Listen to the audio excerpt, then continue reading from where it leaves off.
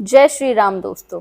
रामायण में सीता माता के हाथ में घास के तिनके का क्या रहस्य है, चलिए जानते हैं आज। रावण की कैद में लंका स्थित वाटिका में सीता माता जिस वृक्ष के नीचे बैठती हैं, वहां वे अपने हाथ में घास का तिनका लेकर रखती हैं। जब भी रावण वहां आता है, सीता उस तिनके को उठा लेती हैं। बहुत सारे लोगों का इसका वास्तविक कारण पता नहीं होगा, लेकिन हम आपको इसकी वजह बता रहे हैं और आप भी इसे पढ़ें और जानें कि इस तिनके का क्या रहस्य है। रावण जब माता सीता का हरण करके उन्हें लंका ले गए, तब लंका में सीता जी वट वृक्ष के नीचे बैठकर चिंतन करने लगी। रावण बार बार आके माँ सीता जी को धमकाता था, लेकिन माँ सीता जी कुछ नहीं बोलती थी। यहाँ तक कि रावण ने श्री राम जी की वेशभूषा में आकर माँ सीता को भ्रमित करने की बहुत कोशिश की, लेकिन फिर भी वह सफल नहीं हुआ। रावण थक हार कर जब अपने शयन कक्ष में गया, तो मंदोदरी ने उससे कहा, आप तो राम का वेश धर कर गए थे, फिर क्या हुआ? रावण बोला, जब मैं राम का रूप लेकर सीता के समक्ष गया तो सीता मुझे नजर ही नहीं आ रही थी।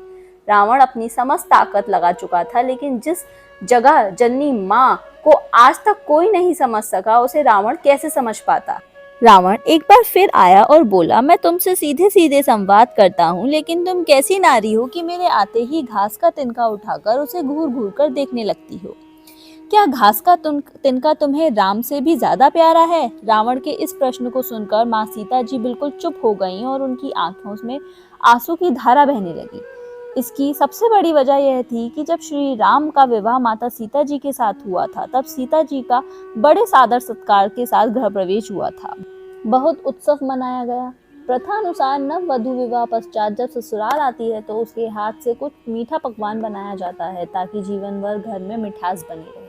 इसलिए माँ सीता जी ने उस दिन अपने हाथों से घर पर खीर बनाई और समस्त परिवार राजा दशरथ एवं तीनों रानियों सहित चारों भाइयों और ऋषि सत को भी भोजन पर आमंत्रित थे। माँ सीता ने सभी को खीर परोसना शुरू किया और भोजन शुरू होने ही वाला था कि जोर से एक हवा का झोंका आया। सभी ने अपनी अपनी पत्तलें संभाली।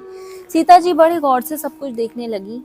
ठीक उसी समय राजा दशरथ जी की खीर पर एक छोटा सा घास का तिनका गिर गया, जिसे माँ सीता जी ने देख लिया, लेकिन अब खीर में हाथ कैसे डालें, ये प्रश्न आ गया। माँ सीता जी ने दूर से ही उस तिनके को घूर कर देखा, वो जलकर राख हो गया, एक छोटी सी बिंदु बनकर रह गया। सीता जी ने सोचा, अच्छा हुआ किसी ने नहीं देखा। लेकिन राजा दशरथ माँ सीता जी के इस चमत्कार को देख रहे थे। फिर भी दशरथ जी चुप रहे और अपने कक्ष पहुंचकर माँ सीता जी को बुलाया।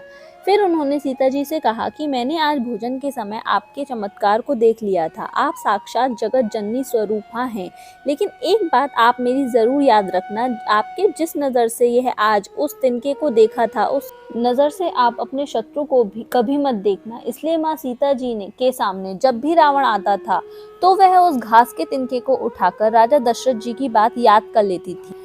तृणधर ओट कहत वैदेही, सुमिर अवधपति परम स्नेही। यही है उस तिनके का रहस्य। इसलिए माँ सीता जी चाहती तो रावण को उसी जगह पर राख कर सकती थी, लेकिन राजा दशरथ जी को दिए वचन एवं भगवान श्री राम को रावण वध का श्रेय दिलाने हेतु वो शांत रहीं। ऐसा विशाल हृदय थी हमारी जानकी माता।